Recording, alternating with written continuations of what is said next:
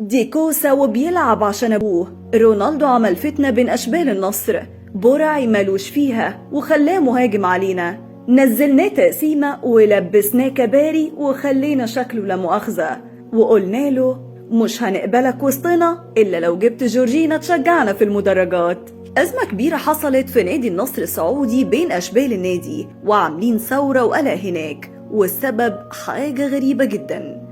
من فترة قريبة رونالدو كان قاعد مع مدير النصر السعودي بياكلوا كبسة سوا، وفضلوا يدردشوا ساعتها. ولما نزل الحلو على الترابيزة، رونالدو قال لمدير النصر: عندي طلب طال عمرك، لو نفذتهولي هكون مبسوط. رد عليه مدير النادي وقال له: عينينا يا الغالي، أبو برعي يؤمر وإحنا ننفذ. رونالدو قال له: الله ينور عليك، سهلتها لي على الآخر، طلبي عن برعي بالتحديد. مدير النادي بصله وبدأ يفهم، بس خلى رونالدو يكمل كلامه. رونالدو قال له: الواد برعي ما شاء الله عليه رجله تتلف في حرير، لو خدتوه مع الأشبال هيعمل لكم طفرة، وهيخلي أشبالنا تاخد الدوري مستريح كل سنة. مدير النادي طبعا ما يقدرش يرفض طلب بالدون، وقال له: طلباتك أوامر، هالحين هندخله النادي ونخليه يلعب مهاجم ويبقى كابتن الفريق كمان. ده شرف كبير لزمايله إنه يلعب وسطهم، وأكيد هيبقى إضافة مميزة جدا. وفعلا تاني يوم الدون خلى برعي يجهز شنطته وخده على النادي، وقال له: جهز حالك، أنا كلمتلك مدير النادي وهتلعب دلوقتي مع أشبال النادي، عايزك تركز كده وترفع راسي، ما تخليش حد يشمت فيا ويقولك واسطة. برعي بص لأبوه بكل فخر وقال له: خلصانة، هخلي راسك في السما، يدوني بس الفرصة واتفرج هعمل ايه.